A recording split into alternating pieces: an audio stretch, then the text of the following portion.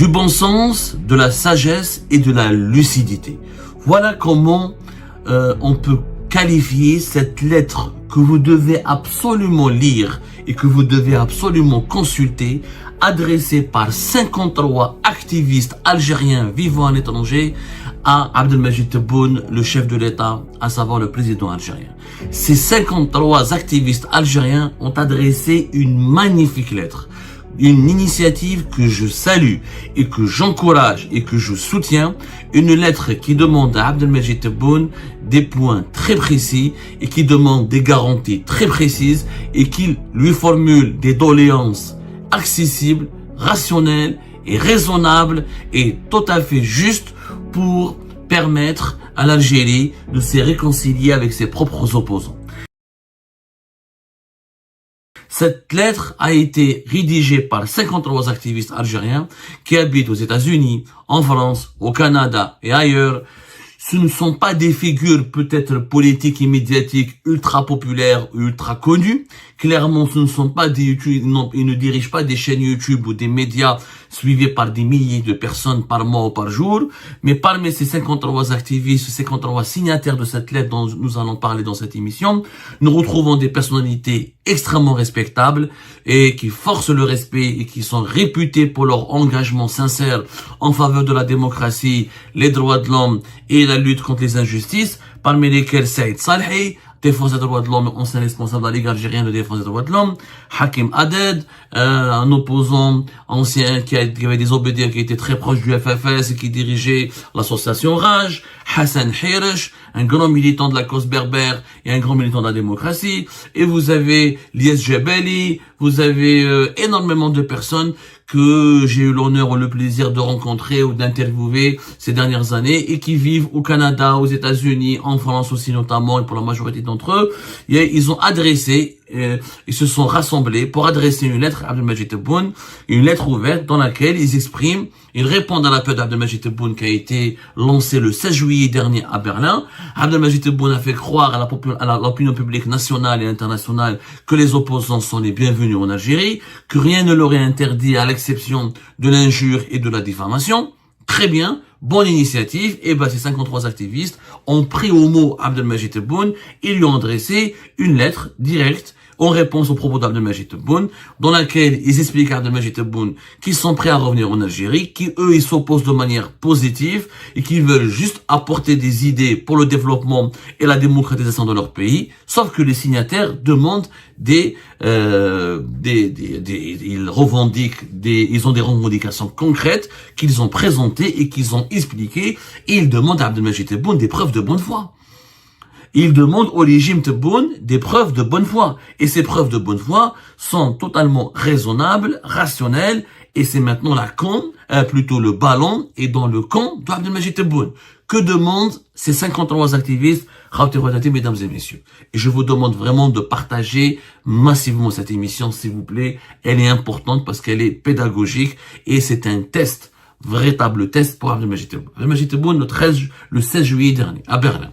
Dès son arrivée à Berlin pour sa visite d'État à Berlin, pour son importante visite à Berlin. Il a dit devant un parterre de membres de la diaspora algérienne à Berlin, en Allemagne, des gens très intelligents et fort sympathiques, patriotes et honnêtes et intègres, il leur a dit, écoutez, quand il a été interpellé par les membres de la diaspora concernant les opposants, il leur a dit, écoutez, les opposants sont les bienvenus, qu'ils rentrent au pays, à condition qu'ils n'insultent pas, qu'ils ne diffament pas, qu'ils ne dénigrent pas et qu'ils ne fassent pas de calomnie. Les exigences et les conditions de Tebboune sont, encore une fois, justes, raisonnables et justifiées. Sauf que, en Algérie, malheureusement, si on analyse de près la situation, le recours à la calomnie, au dénigrement et à la violence verbale, il relève davantage des partisans du régime Tebboune, de ses lobbies médiatiques et politiques, voire même de ses institutions. Nous avons vu à maintes reprises comment l'APS, la télévision publique, L24 News, qui est une télévision étatique dédiée à l'actualité internationale, ou les médias privés ou les médias publics relevant du pouvoir algérien, qui lancent des campagnes de dénigrement, de calomnie contre l'opposition algérienne, contre les opposants algériens, contre les personnalités réputées ou qui assument leur engagement politique d'opposants contre le régime Tebboune. Maintenant, ces 53 activistes, ils ont expliqué la situation. Pour qu'un opposant puisse vivre dans son pays, il doit quand même bénéficier d'un certain nombre de conditions. La première, une garantie contre les poursuites. Si un activiste algérien ou un opposant doit rentrer dans son pays, il faut qu'il y ait des assurances concrètes qu'il ne sera ni arrêté, ni poursuivi judiciairement à cause de ses opinions, critiques ou activités politiques. Un opposant qui est arrêté pour ses opinions, pour ses critiques et pour ses activités politiques, ne peut plus vivre, ne peut plus respirer, donc il n'a pas de place il ne peut pas s'épanouir dans son propre pays, il n'est pas en sécurité dans son propre pays, et donc l'Algérie ne lui réserve aucune place, ou ne tolère même pas son existence. Ça, c'est une exigence logique. Ok, Tebboune veut que les opposants rentrent, qu'on arrête donc les poursuites judiciaires pour des opinions. Je parle pas parce que la diffamation, le dénigrement, c'est un qualificatif, c'est de la subjectivité. Est-ce que critiquer Abdelmajid Tebboune dans les règles de l'art et sans insulter sa personne et son honneur et sans porter atteinte à sa considération personnelle, est-ce que c'est de la diffamation? Pas du tout. C'est pas de l'injure. J'ai le droit de dire que la politique de Tebboune n'est pas bonne. J'ai le droit de dire que je suis pas d'accord. J'ai le droit de critiquer des politiques et des mesures, et demander un bilan, enquêter, investiguer, et réclamer des comptes aux dirigeants, y compris Abdelmajid Tebboune en personne. Deuxième condition qui a été exigée par ces 53 activistes. La liberté de circulation pour tous. Liberté de circulation pour tous. La fin de tous les blocages administratifs pour obtenir les passeports, la suppression des interdictions d'entrée et de sortie arbitraires imposées sans décision de justice. Il faut savoir qu'en Algérie, il y a plus de 30 000 personnes depuis 2019 qui ont été interdites de quitter le pays, privées de leur passeport, juste parce qu'ils ont un proche ou un parent qui est poursuivi en justice par le régime Tebboune ou qui a un problème direct avec le régime Tebboune, et quelquefois pas pour des affaires de corruption ou des affaires de détournement d'argent ou des délits de droit commun, souvent pour des délits d'opinion. Des délits d'opinion. Donc, si je rentre dans mon pays et je ne peux pas ressortir, ou à chaque fois pour rentrer dans mon pays, je suis emmerdé par la PAF, je dois attendre plusieurs minutes, 1 heure ou 2 heures ou 3 heures, attendre le feu vert d'une quelconque autorité qui doit m'autoriser à entrer ou qui doit m'autoriser à sortir, alors que la liberté de circulation, elle est inscrite en lettres d'or dans la Constitution algérienne. Troisième réclamation, la fin des déclarations de repentance. Ces 53 activistes, ils ont expliqué, et d'ailleurs avec beaucoup de sagesse et beaucoup de vérité, que malheureusement, beaucoup d'opposants algériens, quand ils entreprennent, beaucoup de militants de l'opposition algérienne, quand ils entreprennent des démarches pour prendre contact avec les autorités de leur pays, on les invite dans des consulats, et ce sont des personnalités ou des personnes ou des responsables des services secrets algériens en poste à l'étranger sous couverture diplomatique, qui leur font des auditions ou des entretiens, mais on les décide des auditions, et qui leur demandent de signer une repentance, un document de repentance pour renoncer à leur conviction, pour pouvoir entrer. Je suis désolé, la conviction elle est personnelle. Je n'aime pas le régime Tebboune, je n'aime pas Abdelmajid Tebboune. Abdelmajid Tebboune n'est pas une constance de la nation. Je n'ai pas insulté la mazirité, je n'ai pas insulté l'islam, je n'ai pas insulté l'arabité, je n'ai pas remis en cause le passé révolutionnaire du pays, mais on me demande de signer un acte de repentance. Je dois renoncer à mes convictions pour entrer. Pourquoi? Abdelmajid Tebboune, il a ses propres convictions, ses partisans, ils ont ses propres convictions. Pourquoi les opposants, les activistes algériens à l'étranger ne devraient pas avoir leurs propres convictions qui soient différentes et qui soient même divergentes? C'est le fait de demander de la repentance. On demande la repentance qu'aux terroristes. Quelqu'un qui est terroriste, qui a commis des crimes, qui a commis des actes attentatoires à l'unité nationale, je peux comprendre. Bon, généralement, les documents de repentance, on les demande aux membres du mouvement Rached et aux membres du mouvement MAC, le mouvement pour l'autodétermination de la Kabylie. Ça se discute. Le MAC est un mouvement séparatiste, indépendantiste. Ce n'est pas un mouvement terroriste. La communauté internationale ne le reconnaît pas comme un mouvement terroriste. L'Algérie le reconnaît comme un mouvement terroriste depuis mai 2021, à tort, le terrorisme, c'est commettre des actes armés. C'est de tuer des gens, terrifier, semer la terreur au sein de la population, à travers des appels ou des plaidoyers pour la violence, pour des actes de violence. Le MAC n'a pas commis des actes de violence. Rached, c'est un mouvement hérité du mouvement islamiste des années 90. J'en connais beaucoup qui sont membres de Rached. D'ailleurs, certains ne sont même pas islamistes. Ils demandent pas la fin de l'unité nationale, ils demandent pas la désintégration du pays, ils ne menacent pas, ils n'appellent pas à la violence. En tout cas, je n'ai jamais vu une position de la part de Rached qui appelle à la violence ou qui appelle à commettre des attentats ou des actes terroristes. Donc pourquoi leur demander de se repentir? Il a le droit de faire partie de Rachid. Il a le droit d'avoir des idées différentes.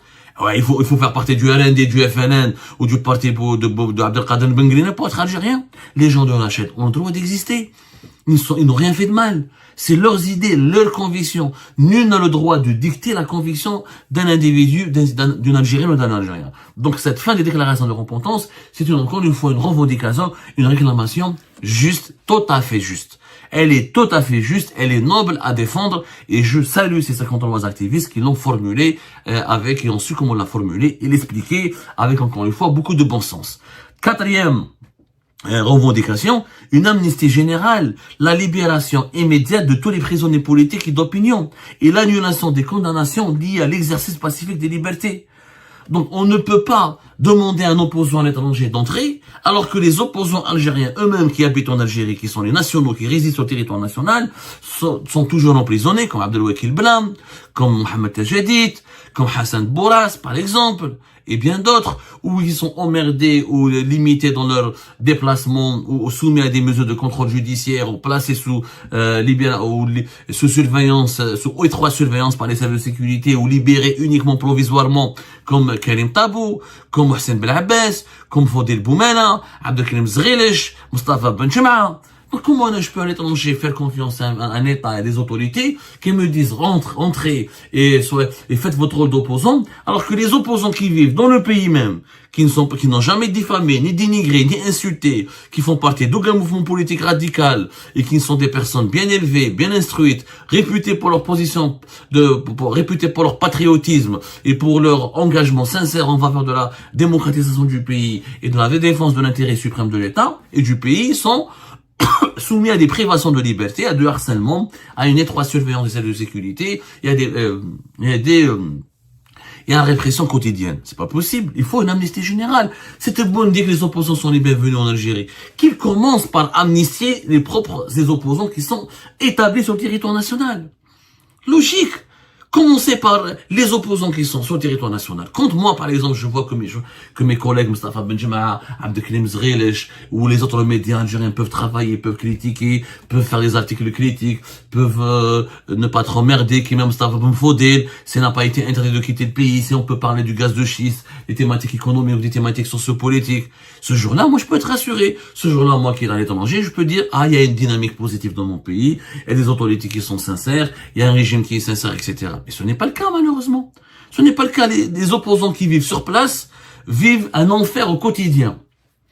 Un enfer au quotidien, persécutés, réprimés, surveillés et traqués au quotidien.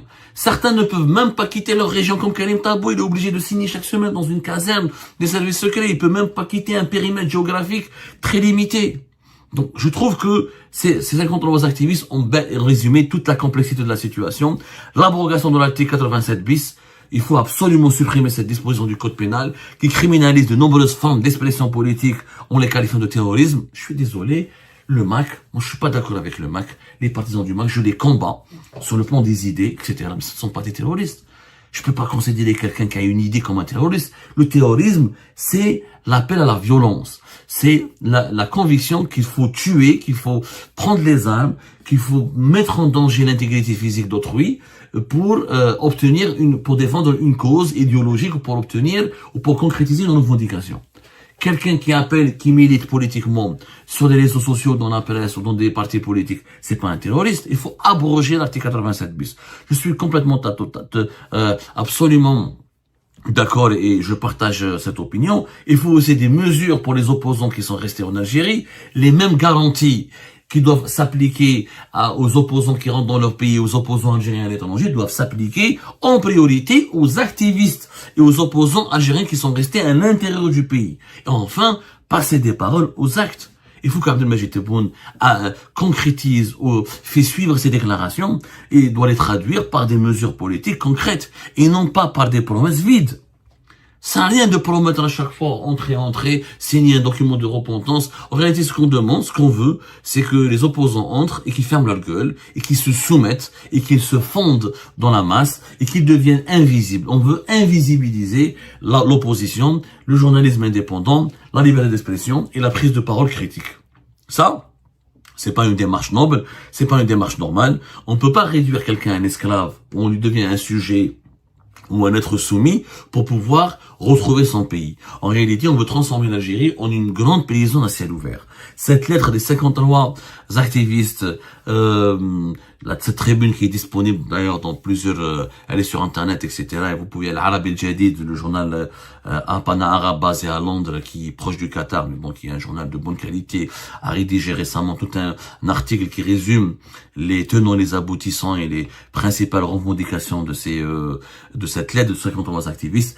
Il faut absolument relier cette lettre. Il faut absolument maintenant exercer la pression sur Abdelmajid Tebboune. Il a donné un engagement devant la communauté internationale, devant les membres de la diaspora algérienne à Berlin, en Allemagne, et on doit prendre à témoin toute la population algérienne, on doit prendre à témoin l'ensemble des acteurs de la communauté internationale, et maintenant on demande à Tebboune des actes.